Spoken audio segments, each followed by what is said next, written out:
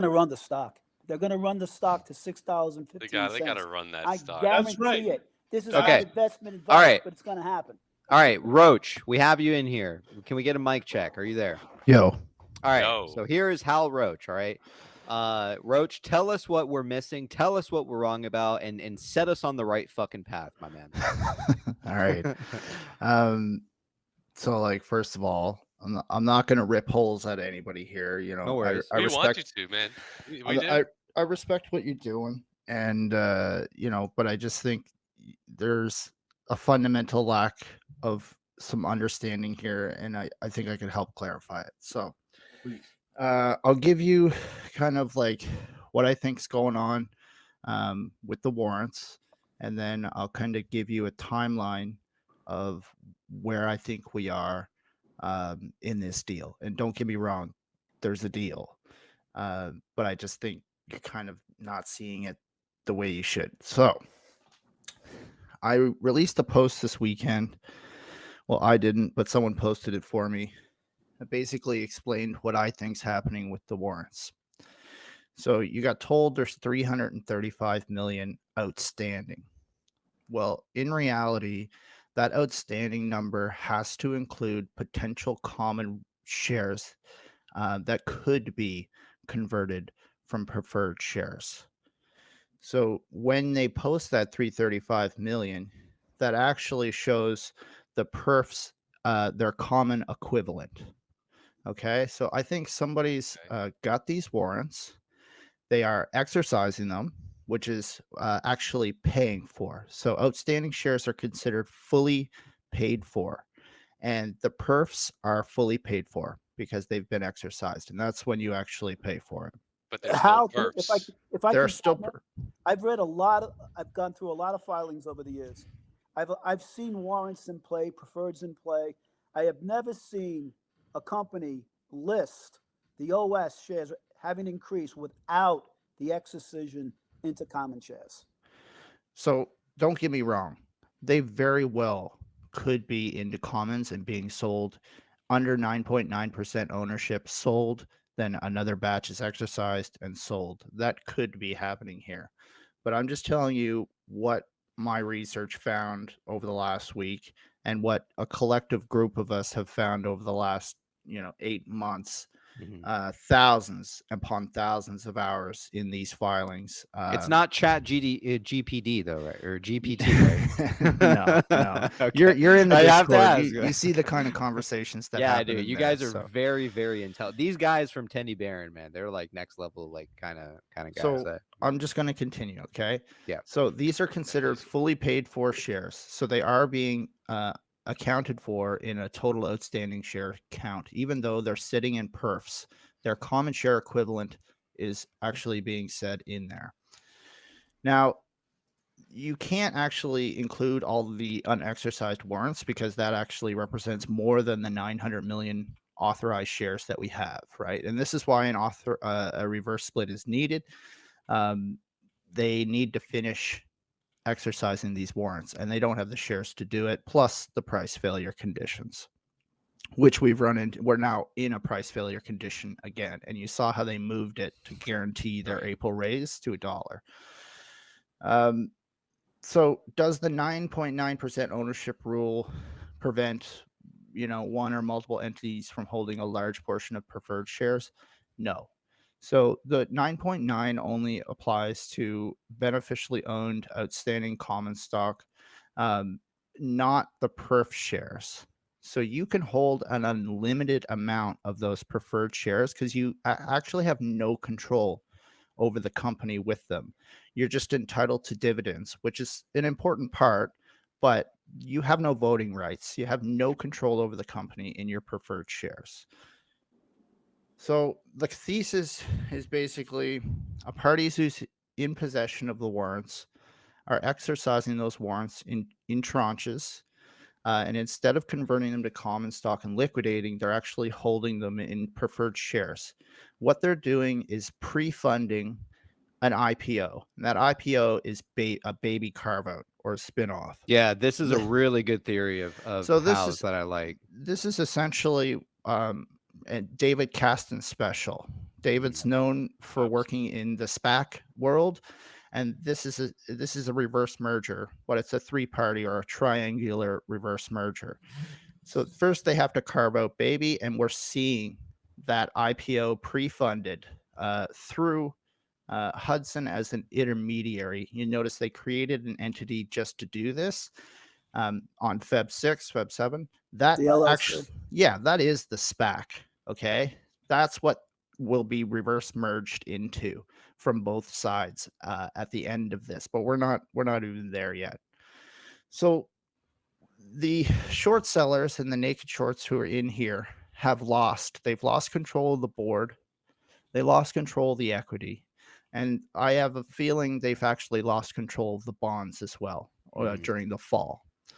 So they don't have any way to stop this anymore.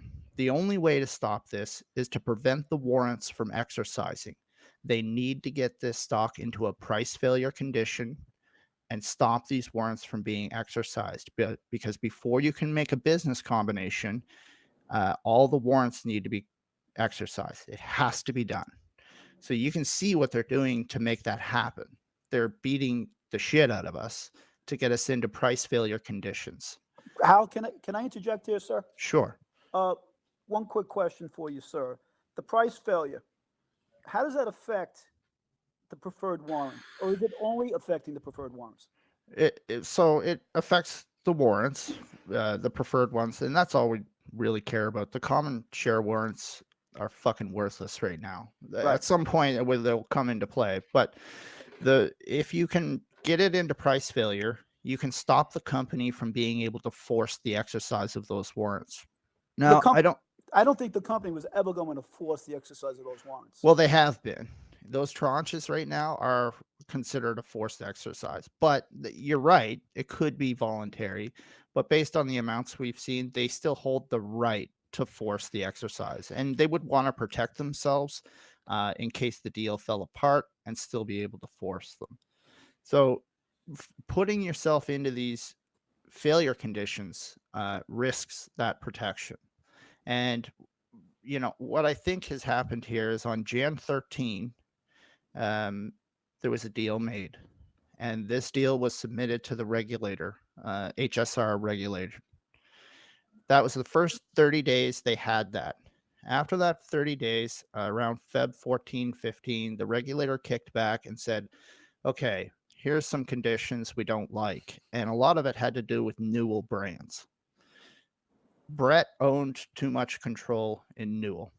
So Brett sold 51% of his shares in Newell, which is one of his babies, by the way, at a low, which shocked me. And I thought, well, shit, maybe he does have something to do with this because the apple doesn't fall far from the tree.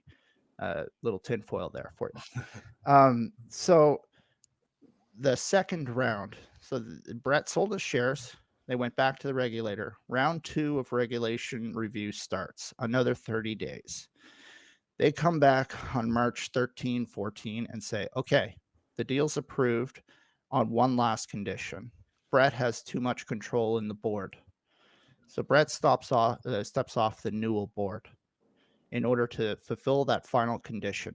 Mm-hmm. At this point, the deal's a go, right? And now you start to see all the cards move really quickly. Mm-hmm. You see Ryan file to say we need the lawsuit thrown out. You see the company move their April tranche price failure to ensure they can raise. You see the reverse split come through. I basically think that we're in like the last couple of weeks here. That's what I figured too. How could we not be? Yeah. you said the same thing 3 months ago, right? I did. Yeah. And now there was a guy, a life relationship. Life, you're in here. Can we get a mic check real quick? Make sure you're here. Hi, can you hear me? Yes. Yes. Okay. So what I explained in my post is that for the conversion of preferred shares at prices less than $6.15, basically they have to pay 115% of the $10,000 amount for each preferred share, and that would require an 8K SEC filing. So how do you conject with what Hal Roach just said? I'm not sure I caught what Hal said. What is his argument regarding conversion of the preferred shares? I mean, I don't really have an argument. The preferred shares can be converted at any time, so long as they don't go into more than 9.99% of commons at one time. Yeah, and So they, you can never affect control over the company. yeah, and they can be sold, transferred. You're I I think would you're talking about suggest- exercise of warrants, right? Which is different. You No, guys have no, to understand that exercise and conversion is two separate things, right? Yeah. I'm talking about the conversion of preferred shares. If you read my post that I created on the PP Show sub on Reddit, there it is explained with the relevant snippets of the SEC filings. Everything is explained there. So I'd have to basically, look at it. yeah. So basically, conversion of the preferred shares at lower than the conversion price of $6.15 requires Okay. two things. Yeah, It I'll requires stop you right there. I'll stop you right there.